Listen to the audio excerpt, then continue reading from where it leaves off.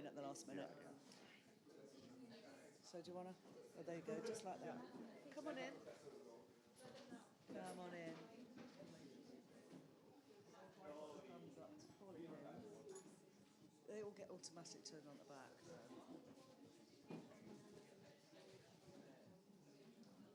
So the deal is for the Q&A this time.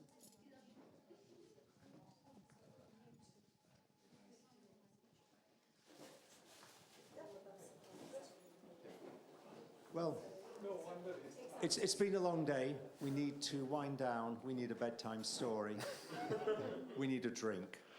Yeah.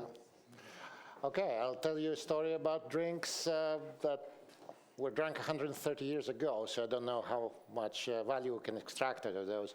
I was asked actually to tell you a story, not to be too demanding and not to put too many graphs. There will be 3 or 4 graphs, but they're not difficult and we don't care about them.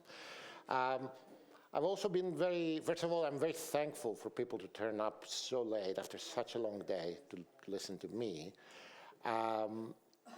I've been happy to see that a lot of the themes that I want to talk about today and perhaps discuss it with you as we go on have already been broached in other talks. There have been quite a few wonderful talks about financial crime, the types of criminals, a little bit of what makes otherwise respectable business people perhaps turn to crime, whether they were planning all along to pull a scam or whether they were kind of desperately flailed into pulling one.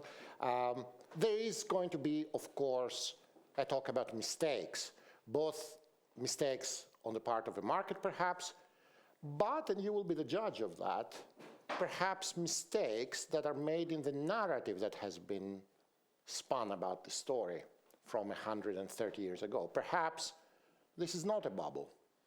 Perhaps it's a mistake to think of it as a bubble, but we'll be the judge of that. So now, the Library of Mistakes is in Edinburgh, so I will assume that some people will have seen Edinburgh and will know it, some of them will not. So this is a snapshot from Google Maps of our fair city, and Library of Mistakes is prominently displayed there.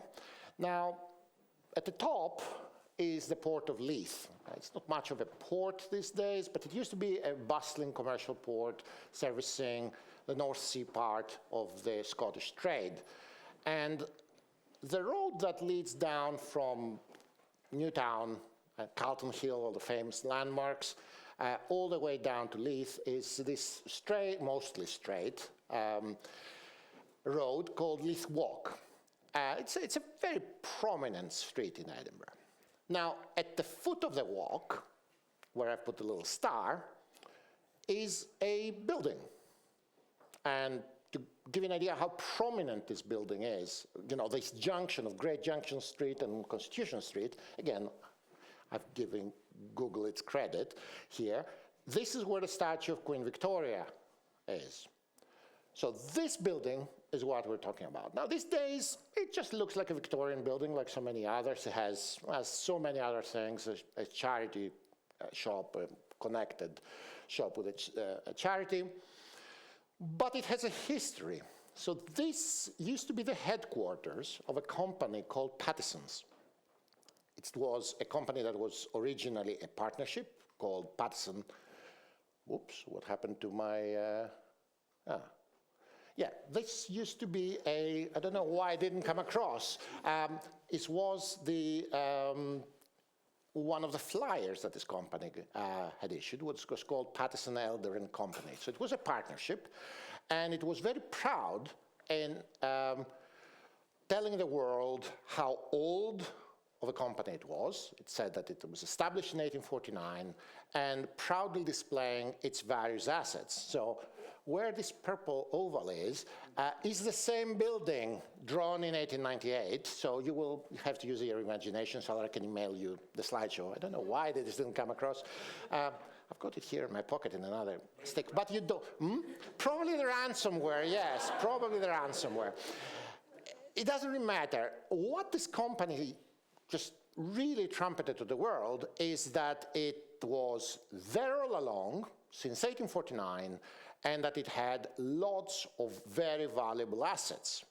Its buildings, both these offices in this prime location in Leith, also its bonded warehouses and other warehouses that it had all along the port of Leith, and also valuable acquisitions. One of them was the very famous distillery in Banffshire called Glenfarclas. This is actually how Glenfarclas is today, one of the most prestigious Speyside distilleries, indeed one of the very few that are still in the direction of the original family.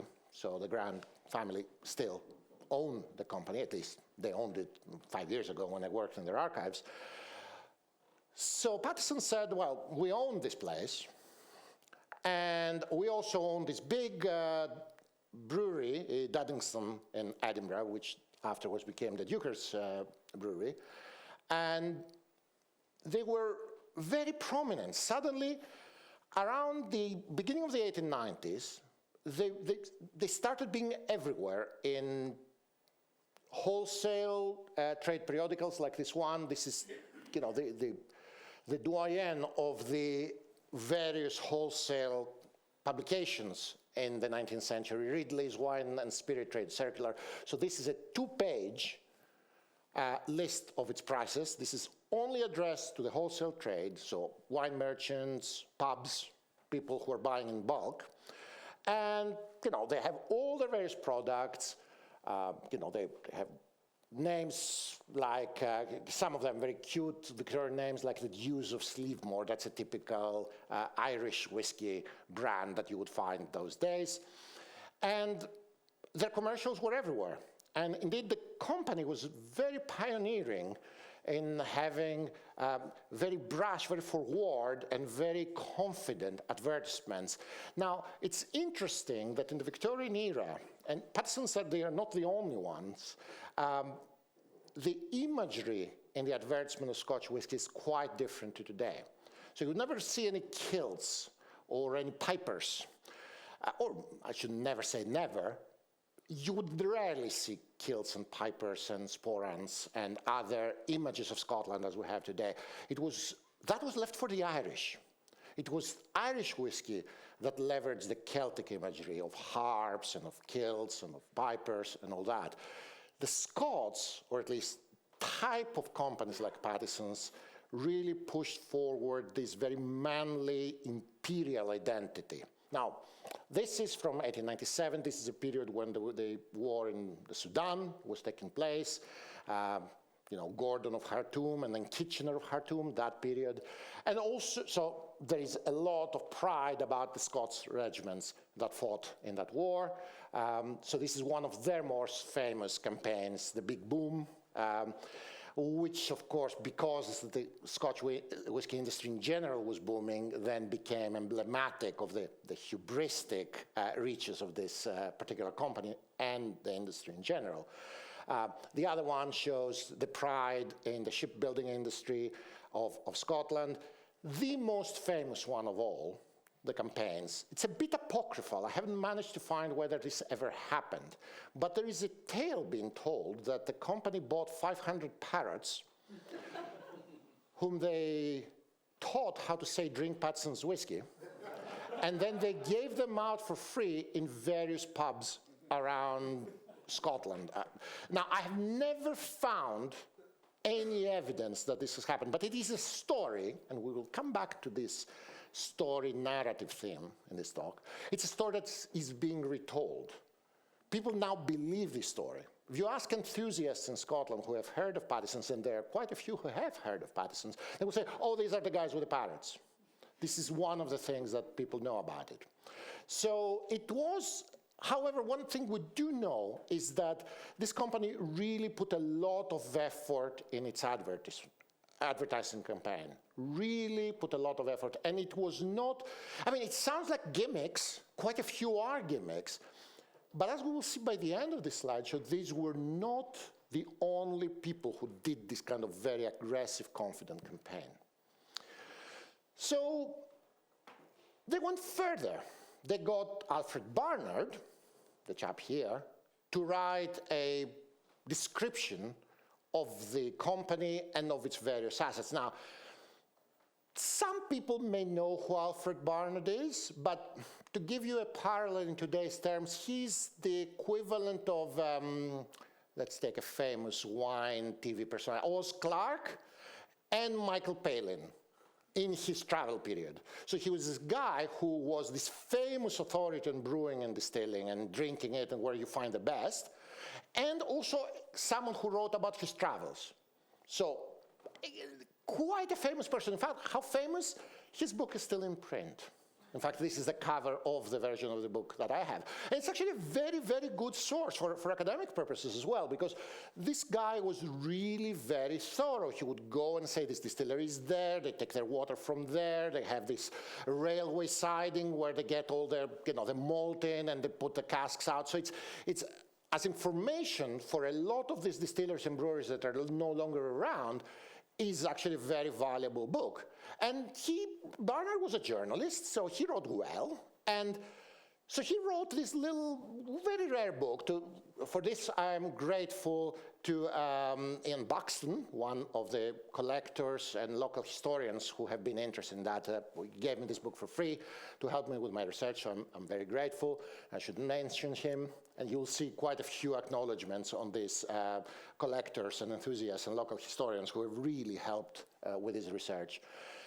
So this little book is rare, and it is this hagiography is the only way to say it, of this company. How good it is, how professional it's run, how grand and ambitious it is, and how wonderful the product is. Now, a lot about the wonderful product has to do with the Glenfarclas distillery, which, as I said, is still one of the most respected distilleries in the world, even today, in terms of being one of the preeminent Speyside whiskies. Now, Barnard didn't do that because he was a fan of the Pattison brothers, or even because he liked Glenfarclas whiskey. He got paid for that. It was his job. And this was not the book, which he has an equivalent one for breweries, then he does also one in Ireland, which actually is included in this version. Doesn't matter. But the Pattison's one has all the hallmarks of a vanity edition. It didn't have wide circulation. As I said, it's quite hard to find today. It was part of the advertising campaign of the Pattisons. Now, the company, as I said, claimed that it was around since 1849. It was certainly in the whiskey trade since the 1880s, much more aggressively in the 1890s. And it went public in 1895. It sold a minority of the ownership stake for about £250,000. So it went public. Everything was going well. In 1898, in November, the auditors came in, looked at the books, passed them. Everybody said, fine, another year gone. 2 weeks later, they stopped payment. So this is the Scotsman. You don't need to read the whole thing. It's just, they stop. It's a bit of a shock. This is a major player. But the expectation throughout was that, hey, okay, they may have overdone it with their advertisements, they may have overextended, but it's okay. And indeed, the Pattison brothers are so good at running this company that even if they had a bit of a hiccup, the receivers who came in, because this was by now a public company, the receivers will probably keep them at the head of the company to keep the operations going. So the receivers have a look. They try to organize a rescue, but 6 months later, they come in and say, guys, the numbers don't add up. So all this consortium of other people in the whiskey industry were trying to do this rescue, they just pull out. So this is the article that tells us that the collapse of this rescue talks. So they say, okay, we're going to liquidate it. Tough, but what can you do? Then they look in the books a bit further, and they just see a massive discrepancy in what was there in the annual reports and what was happening in reality. Long story short, a criminal prosecution ensues and a big trial. And the discrepancy was about £500,000 in the end between the declared assets and the real assets. And the scam itself, this is one of the 4 graphs, was going for a very long time. About the last time the company actually had the actual results that it was promising was in 1890. But afterwards, it started reporting, over-reporting profits, and in this particular case, under-reporting losses. So this is just a P&L, but the same thing happens with the assets as well. Now, why is this important? Because these are the results of the partnership, that is, of the private company. So these were part of the prospectus that was then sent around the public flotation of the company. So this is what the investors saw. They saw a very healthy a very healthy company, which even in periods of downturn, because these were not especially great years economically in Britain, and certainly not good ones for the whiskey industry, this company was steady and showing good, decent profits at all times, including downturns. It got worse. I'll just run you very quickly some of the scams that they were doing. They were doing some things that were very basic, very simple, and it's surprising that it went for so long. So they were selling a cask of whiskey, but they were not booking the purchase. So they were only booking the revenue of the sale, something extremely crude.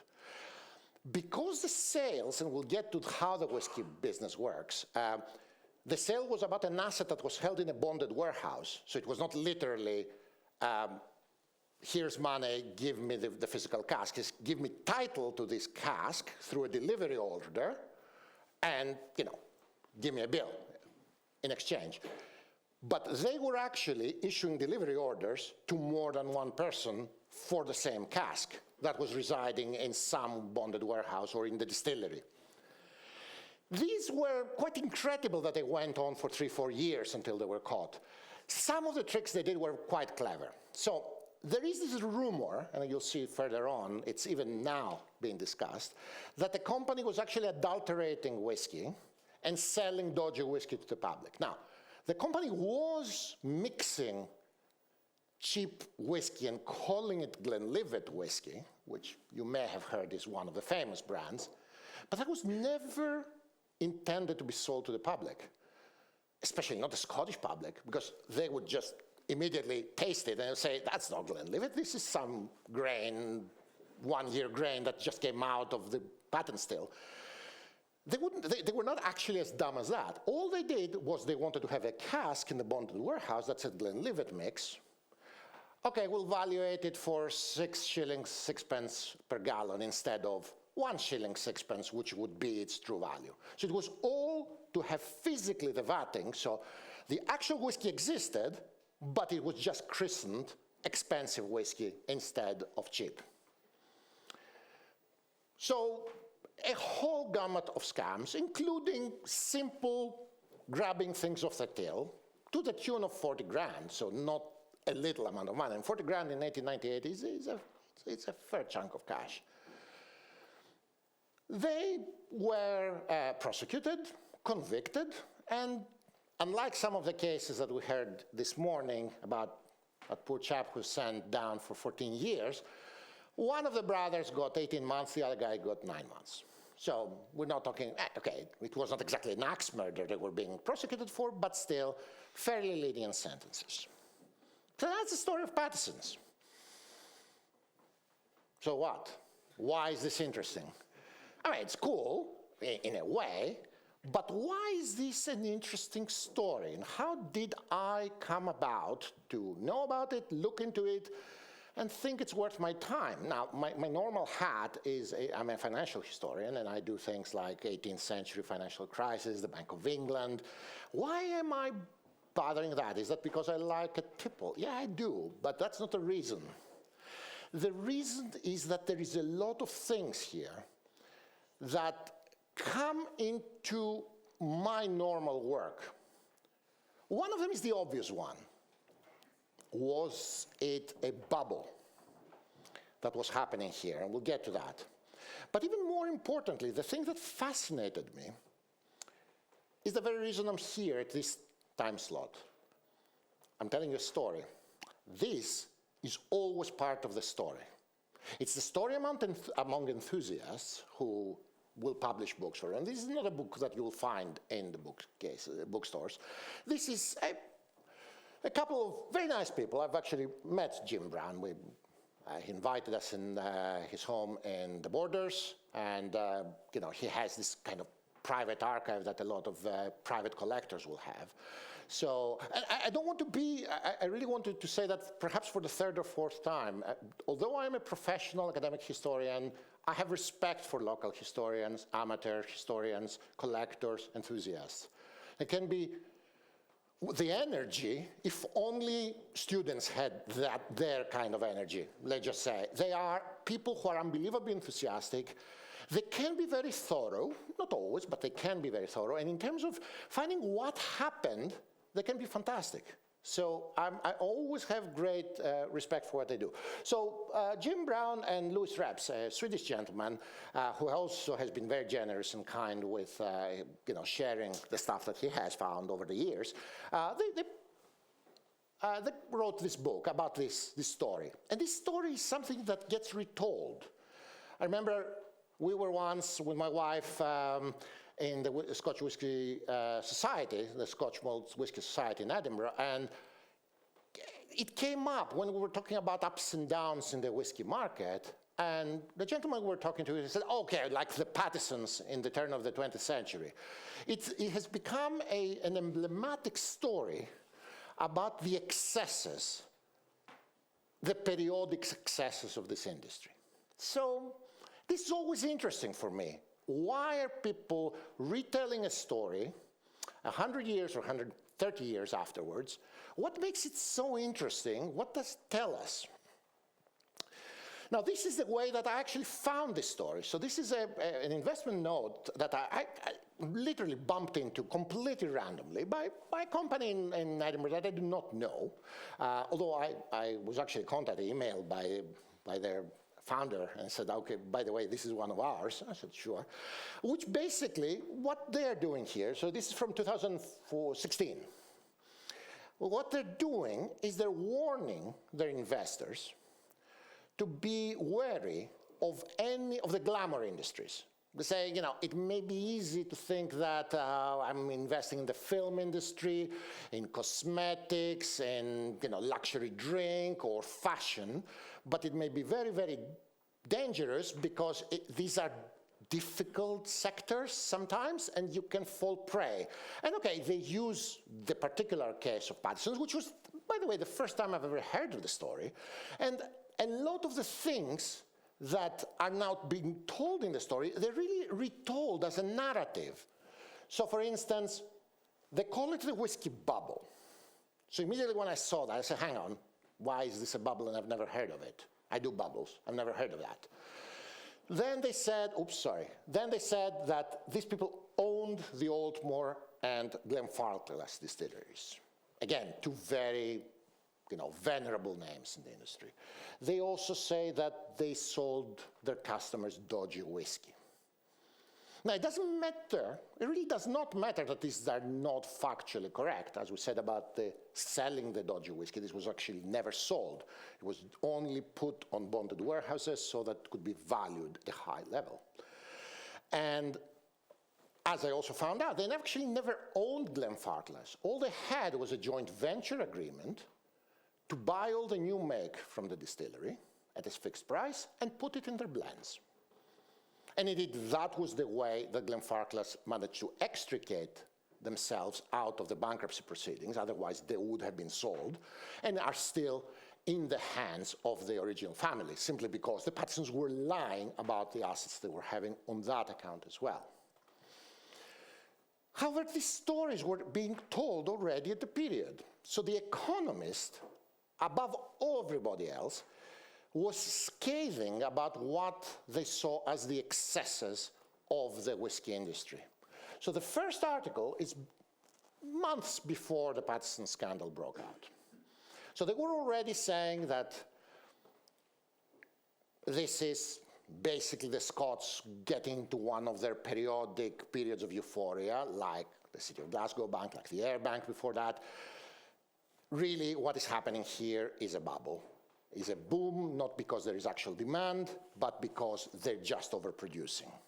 And of course, once the scandal broke out, so this is a few months after, in February 1899, rather gleefully, they create this story once again about how finance enabled this sector-wide bubble to develop. And they create this story which reads very much like the fictitious bills, accusations that Adam Smith mentions in The Wealth of Nations, and which we heard about the accommodation bills of Walter Scott, for those of you who went to that talk. So it's basically exactly this talk, that there is a collateral, the cask, and then people are basically exchanging accommodation bills and creating this inflation. So I looked into that. When I started looking at the factual situation, it didn't really add up. Then there were other bits that are always been told in this whiskey story. So let's just say how the narrative goes, that is now the standard narrative about what happened to the Scotch whiskey industry. We start with phylloxera. Phylloxera is this bug, this insect that puts its larvae, its eggs, into the vine roots.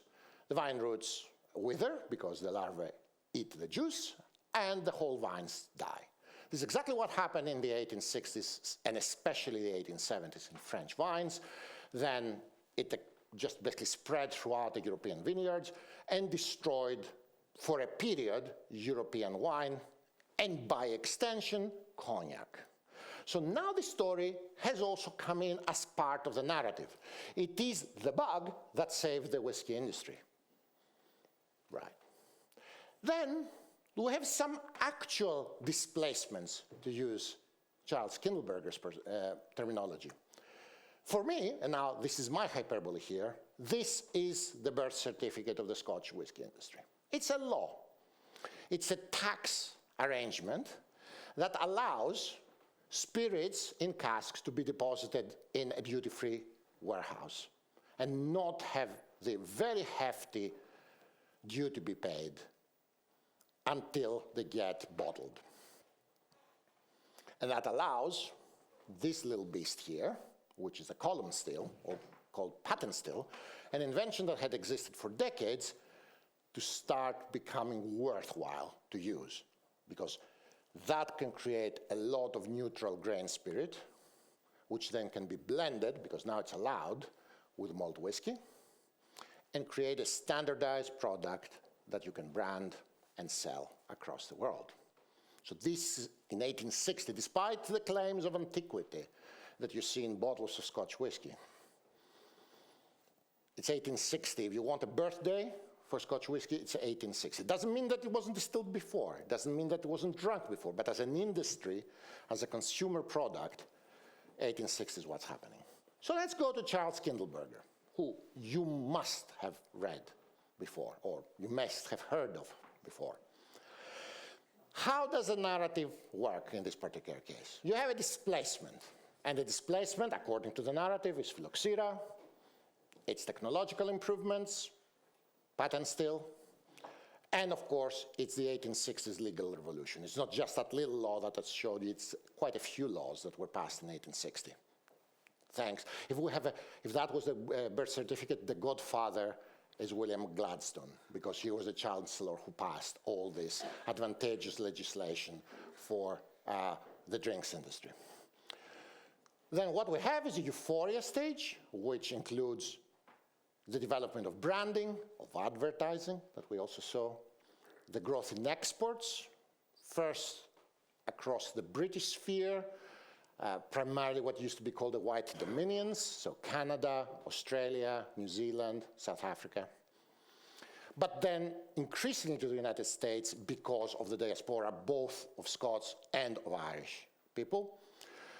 And in the 1890s, following a boom in the flotations in the stock market of breweries, so that's about 10 years before, there is indeed a wave of distilleries in Scotland that go public.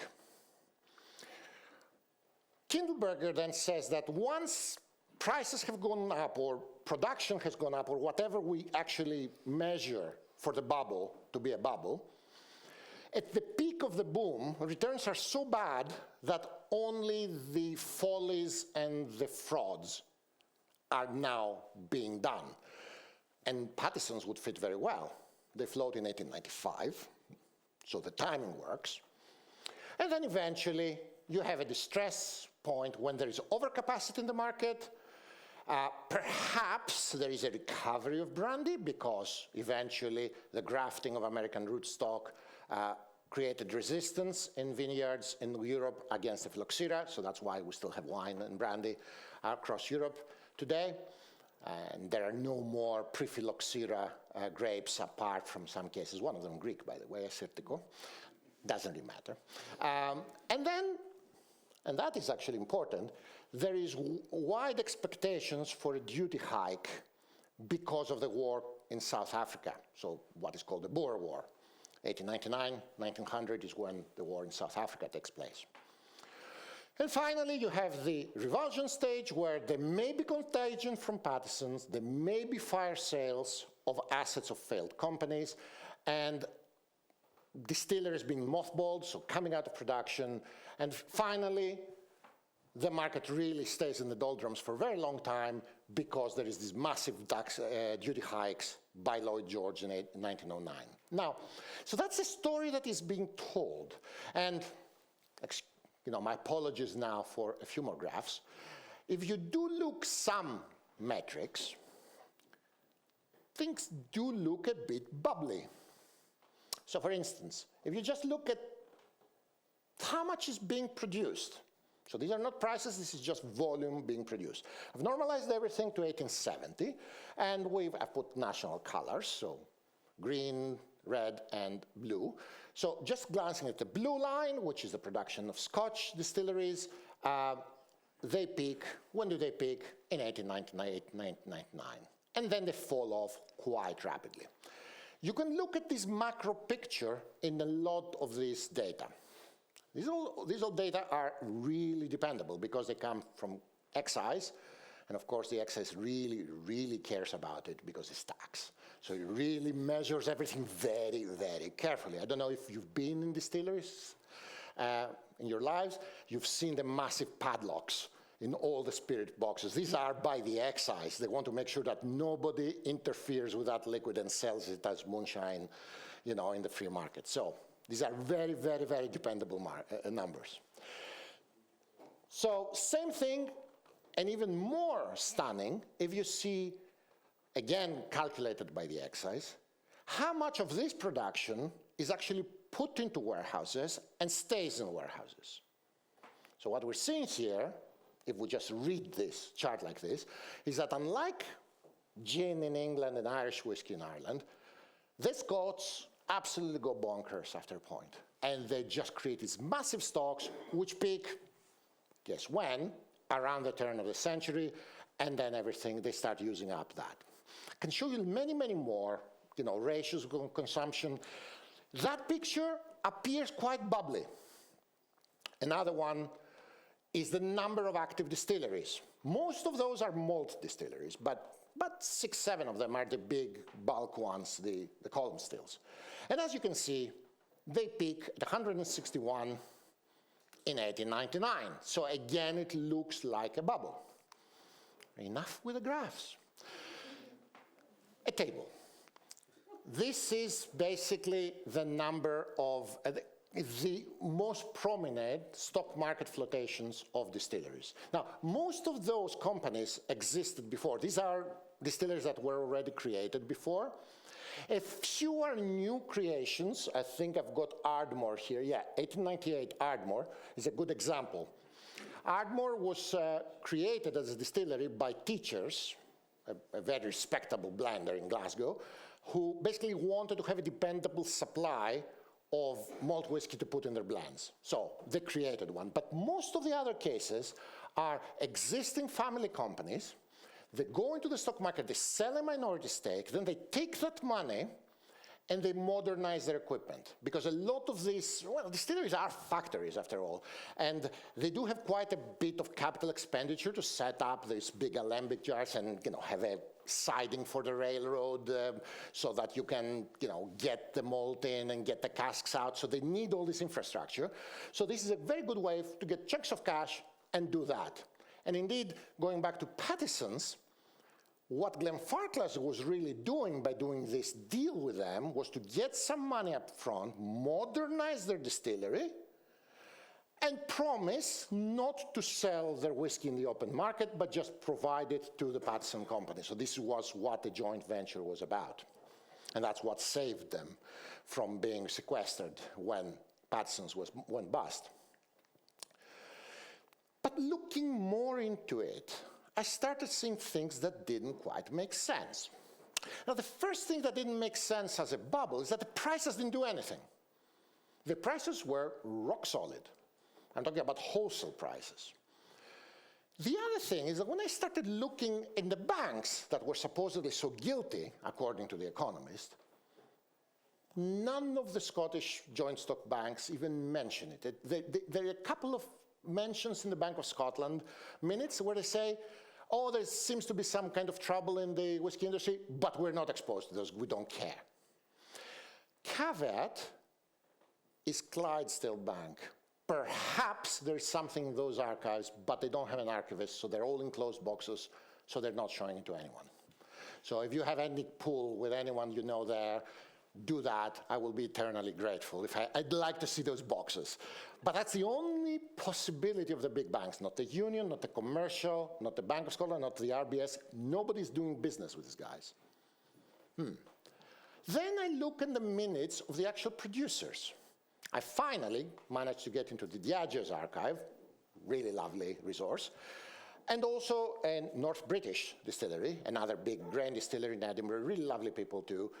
And then I see things that don't make sense. So they say that basically this enthusiasm that appears just before 1898 is basically an opportunistic grab to take advantage of extremely cheap raw materials. So I think it's William Sanderson, his first name anyway. Sanderson, a legend in the whiskey business, a completely legitimate, feted, pictures of him hanging on walls. So really, really, really blue chipped guy. He says, guys, we make this crazy dividend this year. Don't count on it. We're just extremely lucky. We have all-time low agricultural prices. We just grab the maize from America now that it's cheap. It will never last. We'll just distilling like crazy. Now that we can, we'll stick it to the warehouse and worry about it later. Now, why can they do it? Why are they building up stocks? It sounds strange for a business to build up stocks. Well, how does the whiskey business work? It starts with raw materials, obviously. So you have barley, malted barley, and anything that can be fermented when it comes to grain distillery. These days it's mostly wheat. So if you go to any big column still, for example, Edinburgh smells of cornflakes whenever the wind is from the west, because it comes from North British Distillery and also from the Caledonian Brewery. And North British Distillery, they will use wheat. Back in 1895, that was very expensive. Wheat was expensive, it went for food. The cheap stuff was rye, oats, generally Baltic, Black Sea, quite a bit Danubian, what's today Romania and Hungary, and above all, American maize, which was this fantastic product, full of sugar, doesn't have to be malted, you plug it into the column still, neutral spirit comes out. So you take those, you put them in the equivalent distilleries, so grain distillery, big industrial scale, malt distilleries, these beautiful copper alembic vessels that you see when you visit distilleries. Very batch, very continuous. Already by this time, the majority of the whiskey being distilled is this, grain. The trick here, so far, the excess hasn't got a penny. So you can create these casks, plug them in the warehouse, pay a bit of rent and a bit of insurance for fire, above all, and then twiddle your thumbs. not for it to mature to be better, but because it appreciates in value. And the market is very predictable, it's linear. Every year, it appreciates by X pence a gallon, depending on the glorious name or non-glorious name of which distillery we're talking about. But everybody knows exactly what it will be. The prices are rock solid. New make never moves. The slope of the maturity never moves. Everybody knows exactly what this market is doing. All that is important is the fluctuation of this, because these are very, very volatile, the prices of the inputs, whereas the prices of the output is very, very rigid, because it never moves. So if for any chance grain is cheap, it's incentivizing a distillery to really distill as much as they can, build up the stock, and therefore have a net average margin that is going to be good enough in the bad years. And indeed, and I'll show you later, what DCL does, so that's Distillers Company Limited, to a day's Diageo, which is the biggest cartel of grain distillers, is they have about a budget every year. They spend about £400,000 on inputs every year. If it's a bad year and it's very expensive, they will buy less. If it's a good year and it's very cheap, they will buy more and distill it. And they don't care. It's really, really cheap to put it on the warehouse. Then finally what happens is the blender, which can be the distiller himself, or it could be someone like Paddison's, is getting these casks, blending it, and then the big bad boys come in and ask for their very, very significant cut. How big is the cut? Think petrol at a pump. 80, 90% of the price, 80, 90% of the price if it's very young, less if it's old. Why? Because the excise taxes alcohol. It doesn't tax price. So it will charge the same amount of money for 40% of alcohol if it's a 3-year rot gut moonshine, or if it's 25-year Macallan, doesn't care. It taxes alcohol. It's not VAT. Therefore, there is an incentive to postpone removals out of bond and basically play with the margin of the input unless these guys change their mind. So if they change their mind and say, now another 6 pence per gallon on excise, that's a hit. Or, no, we remove 6 pence. And this is a period where the excise really plays along. It goes up and down. Eventually, Lloyd George will come in and really give it a massive hike and really damage the market. But in this period, the merchants basically play with the time when they're doing the removals.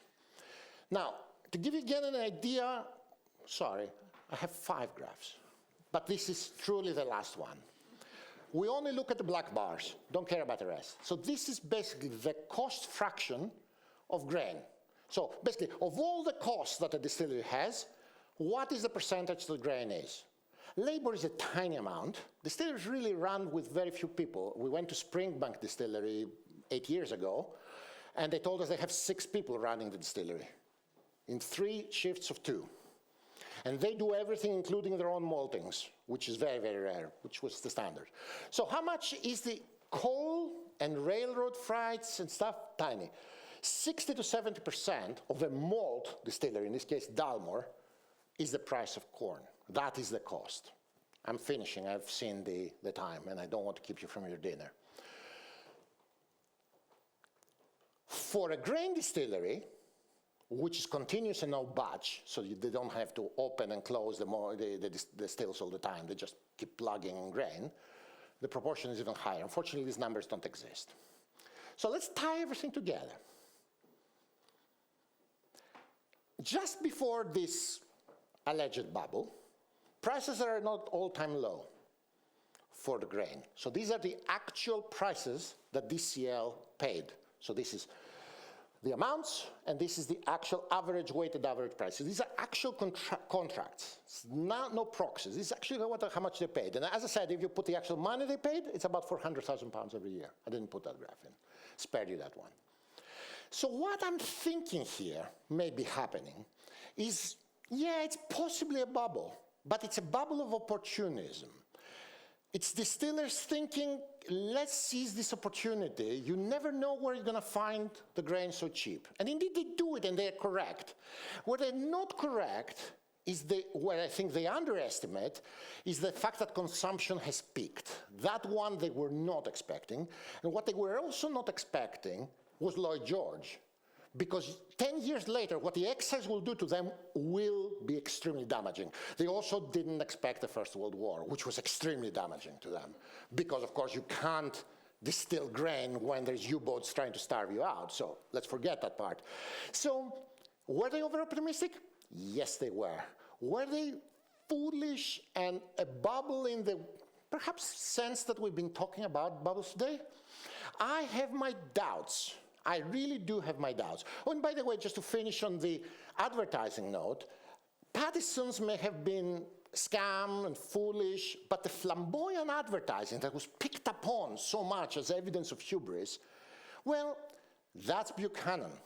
That is very respectable. And Black and White was the top whiskey of the first part of the 20th century. And their advertising campaign of 1901, with the two dogs, and by the way, a very woke one, showing that they may be different, but they are the same, which is what the advertising campaign. A black and white lady, they're different, but they're the same, 1901. Huh? People were not as reconstructed a century ago as we think.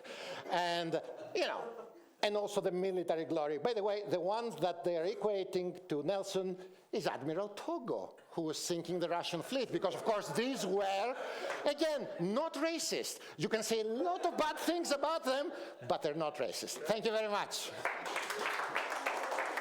I will sit now.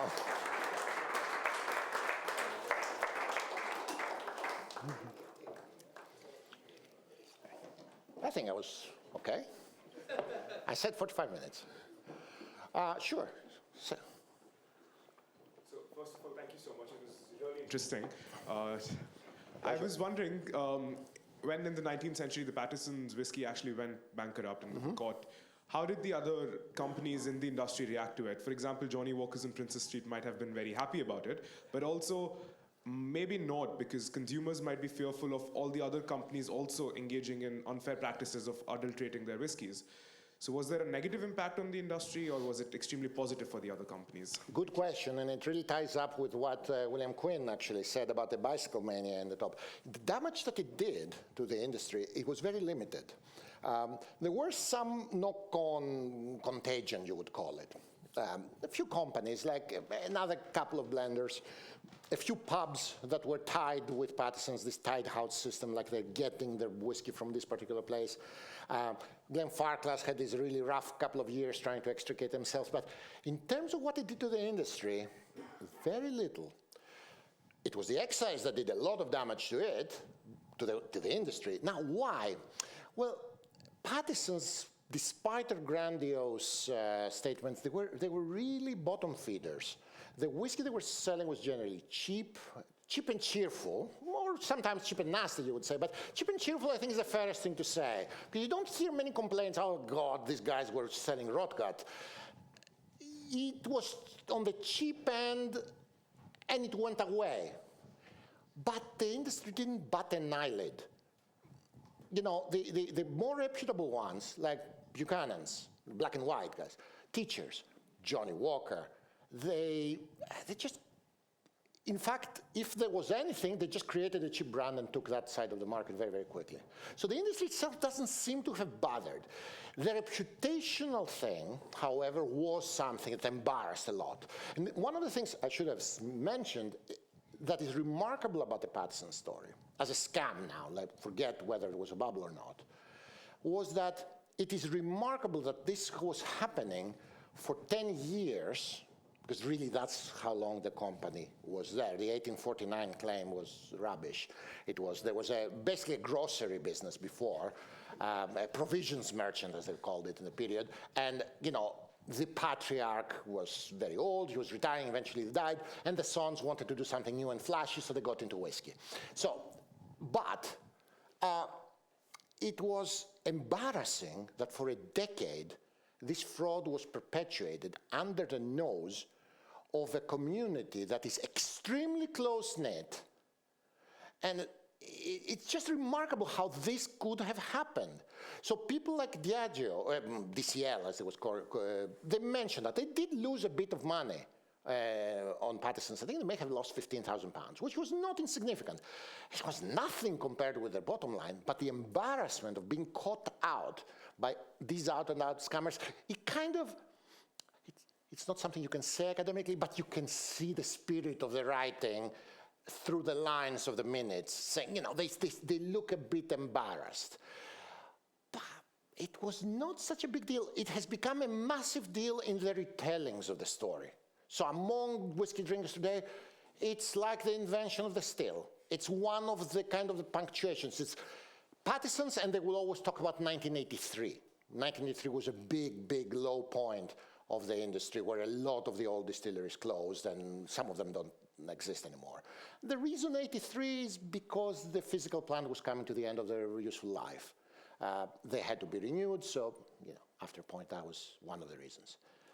But it's more of a symbol and a narrative device that Patterson's for me is important. Anyone else has energy, please.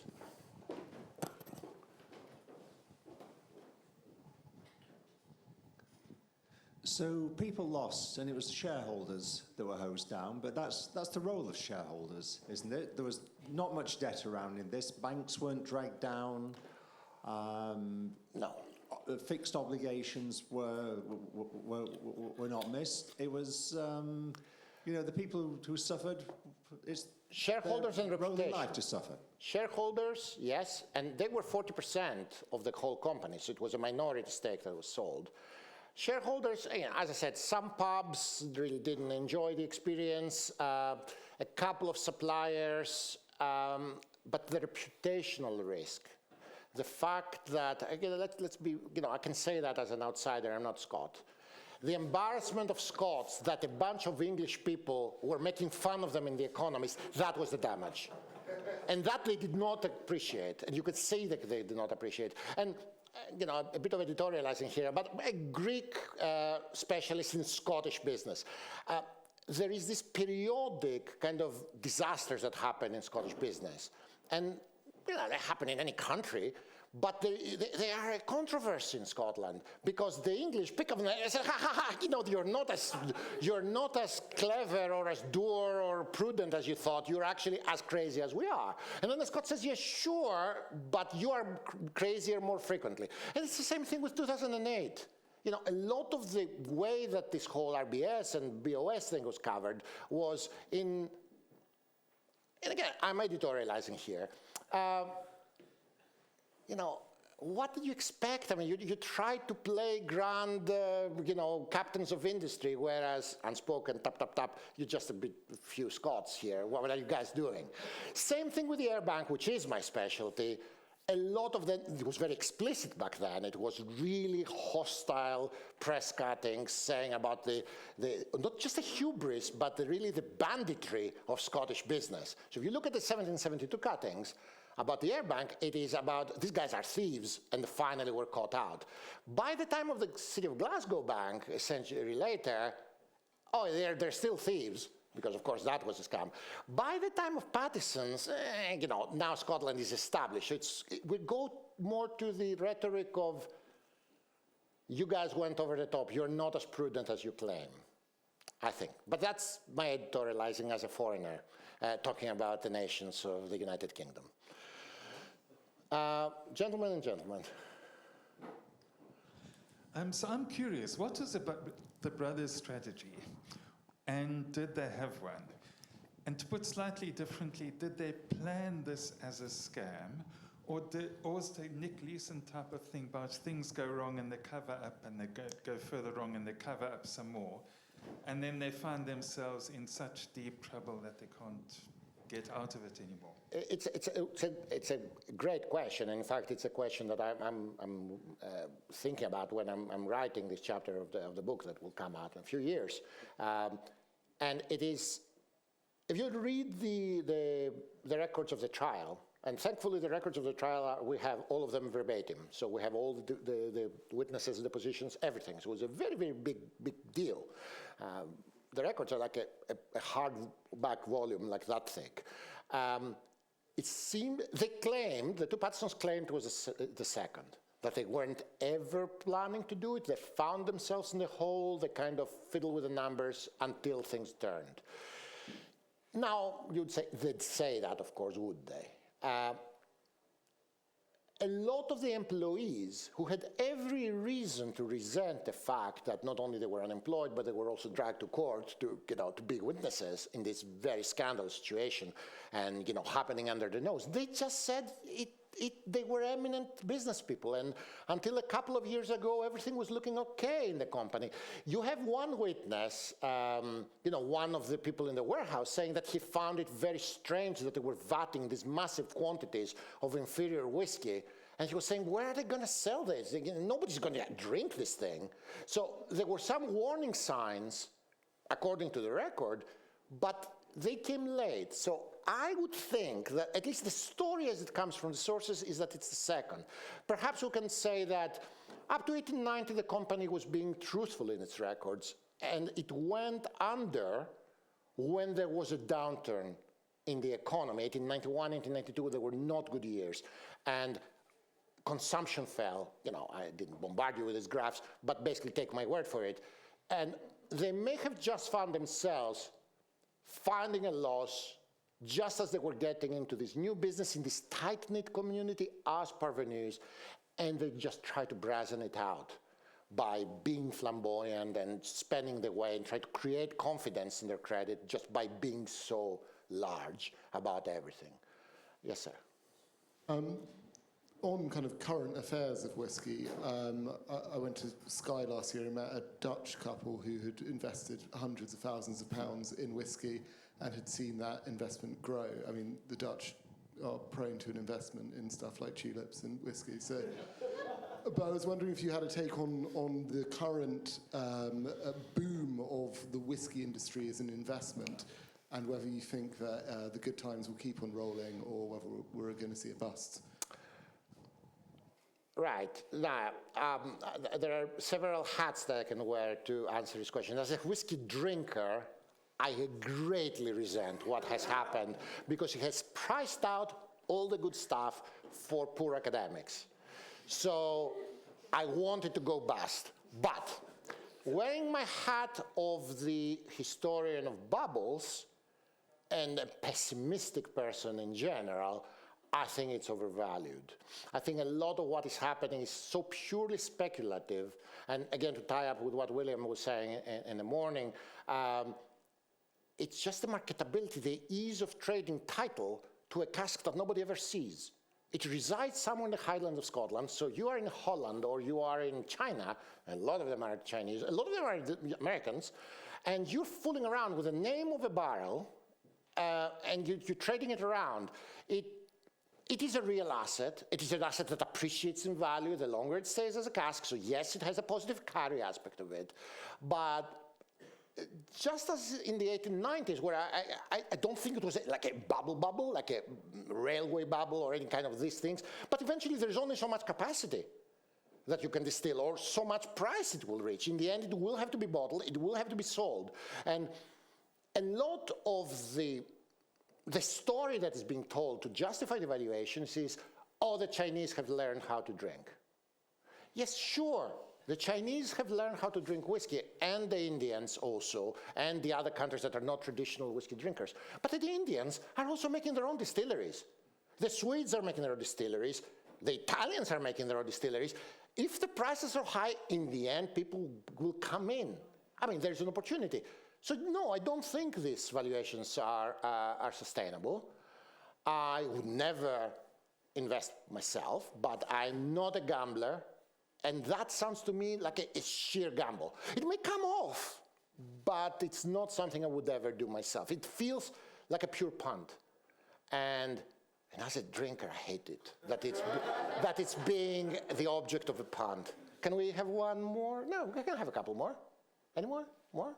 Come on. No? Nobody? Everybody's hungry. Let's go. Thank you.